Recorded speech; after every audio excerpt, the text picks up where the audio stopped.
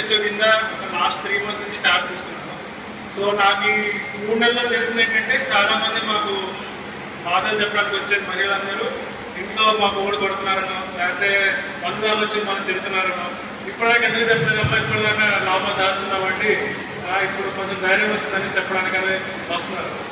ఇప్పుడు మీరు పోలీస్ స్టేషన్కి వచ్చిన తర్వాత మళ్ళీ మీకు సమాధానం దొరికిన దానికి లేకపోతే మళ్ళీ ఎస్పీ గారి దగ్గరికి వెళ్తారు. ఇప్పుడు అదేం లేకుండా మా జిఎంఎస్కి వాలంటీర్లు మీ ఇంటి దగ్గరికి వచ్చి మీకు ఏమేమి సమస్యలు ఉన్నాయో తెలుసుకోగలుగుతున్నారు. సో వాళ్ళందరికీ మీరు నిర్భయంగా మీ ప్రాబ్లమ్ చెప్తే వాళ్ళు మీకు తగిన చర్య తీసుకుంటారు దాని మీద. దాన్ని మీకు శ్రీరక్ష అని చెప్పి ఒక పోర్టల్ కూడా స్టార్ట్ చేస్తాం.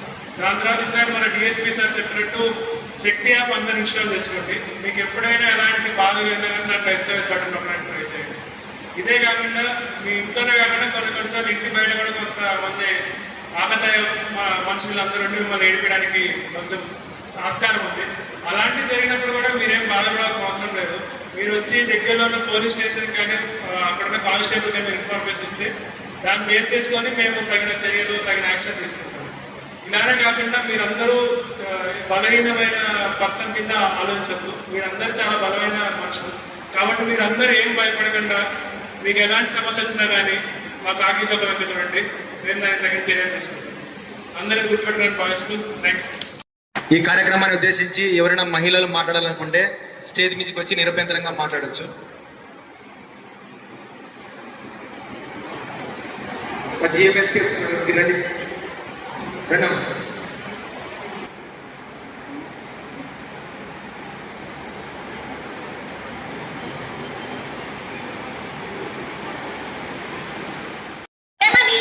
సెలవుల్లో మేము ఈరోజు తిరుపతికి పోయొచ్చినాము, ఆడ ఎంజాయ్ చేసే గోవాకి పోయొచ్చినాము అని ఫోటోలు. సార్ గారు చెప్పినట్లు మన తలకాయ ఒకటే ఉంటుంది మామూలుగా, వాడు అన్ని మనకి బట్టలు ఉన్నాయా లేవా అవన్నీ ఏంటో చూడడు. ఫోటోలు మార్పింగ్ చేయడము, నేను బ్లాక్మెయిల్ చేయడము వ్యవస్థలో ఇవన్నీ జరుగుతున్నాయి. మన వరకు రాలేదు, మన వరకు రాకూడదు. మనం జాగ్రత్తగా ఉండాలి. మనం ఎందుట్లోనూ తక్కువ కాదు మహిళలు. ముఖ్యంగా ఇది సింగనమల నియోజకవర్గం నుంచి సార్ గారికి ఎన్ని పనులు ఉంటాయి అన్ని మానుకొని అవగాహన చేయాలనే ఉద్దేశంతో మాత్రమే మన ముందుకు వచ్చినారు. సార్ గారు చెప్పినటువంటి పాటించి మనము ఆయనని సగౌరవంగా సన్మానించుకుందామని తెలియజేస్తున్నాను. ఈ అవకాశం ఇచ్చిన సార్ గారందరికీ నమస్కారం.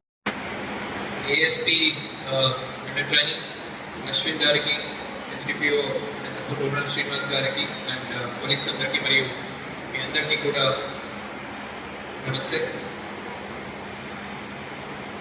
సో మనవాళ్ళు అందరు కూడా అక్కడి నుంచి 2-3 థింగ్స్ మీకు చెప్పారు. ఒకటి శక్తి యాప్ గురించి.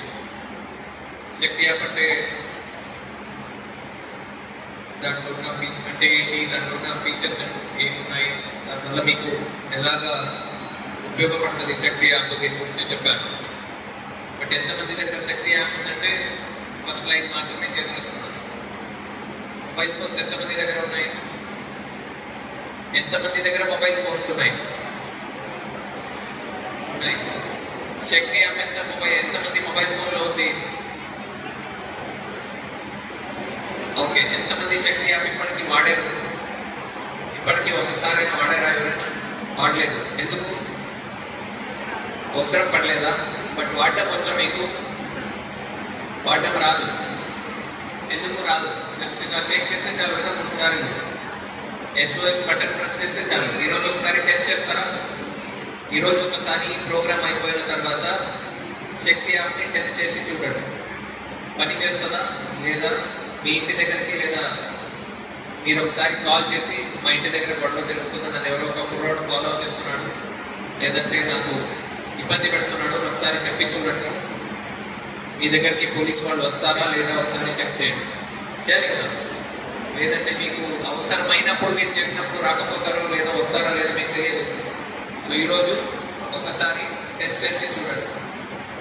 పోలీస్ వాళ్ళు ఏం చెప్తున్నారు, మీ ఫోన్లో శక్తి యాప్ ఉంటే మీతో పాటు ఒక పోలీస్ వాడు ఉన్నట్టే, ఒక అన్నలా, ఒక తమ్ముడులా లేదా ఒక బాడీ గార్డ్ లాగా మీ శక్తి యాప్ పని చేస్తుందని అన్ని చోట్ల మేము చెప్తున్నాం. మరి మీరు టెస్ట్ చేసి చూడాలి అది. ఓకే.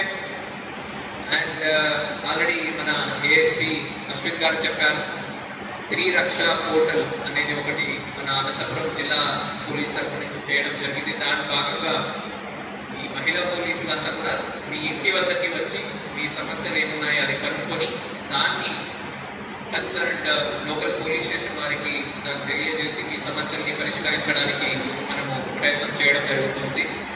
సో మహిళా పోలీసులు మీ ఇంటి దగ్గరకు వచ్చినప్పుడు మీరు వేరే వాళ్ళకి చెప్పుకోలేని సమస్యలు లేదా పోలీస్ స్టేషన్కి వచ్చి మీరు చెప్పడానికి భయపడుతున్న సమస్యలు ఉండొచ్చు. అట్లాంటివన్నీ కూడా మీరు వాళ్ళకి తెలియజేయండి, ఖచ్చితంగా దానికి పరిష్కారం చేయడం జరుగుతుంది. సో అలాగే గవర్నమెంట్ తరఫు నుంచి ఎంతమందికి ఫోన్ వచ్చింది, మీ ఏరియాలో మీరు ఉన్నటువంటి ప్రదేశంలో మహిళల పట్ల నేరాలు జరుగుతున్నాయా అని ఎవరికైనా ఫోన్ వచ్చిందా గవర్నమెంట్ నుంచి? ఎంతమందికి వచ్చింది? ఎంతమందికి వచ్చింది? మీకు వచ్చిందమ్మా? ఏమని వచ్చింది?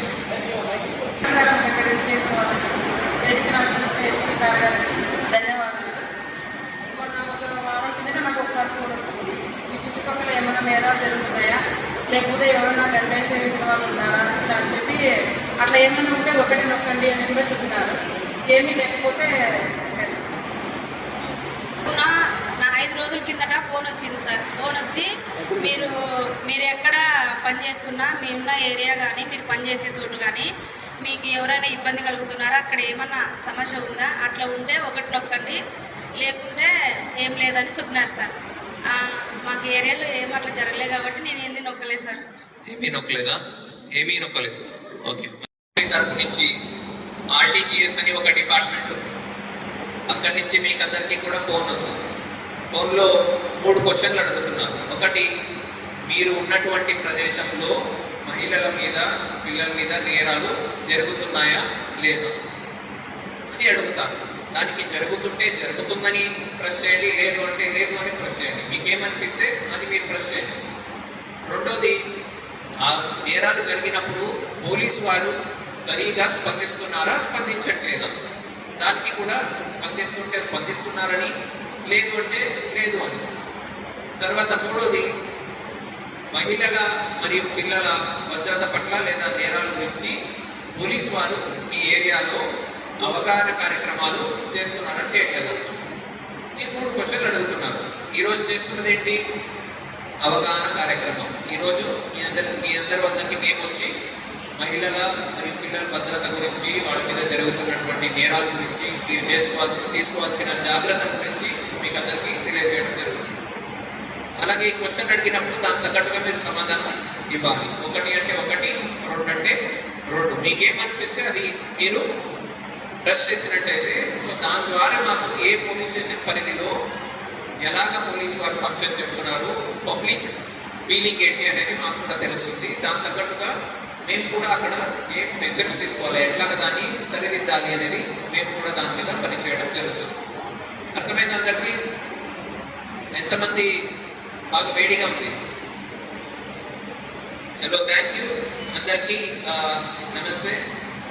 అండ్ అనంతపురం జిల్లా పోలీస్ ఎప్పుడు కూడా మీతో పాటు ఉంటుంది. మీకు ఎటువంటి సమస్యలు ఉన్నా కూడా ఎప్పుడు మీతో పాటు అండగా ఉంటుంది. అండ్ ఏ సమస్య ఉన్నా కూడా దాన్ని మేము పరిష్కరించడానికి మీ వెంటనే ఎప్పుడు కూడా ఉంటాము. అండ్ మన గార్లదిన్న ఏఎస్పీ గారు అండ్ మన ఎస్ఐ గారు గ్లౌస్ ఎప్పుడు కూడా మీకు అందుబాటులో ఉంటారు.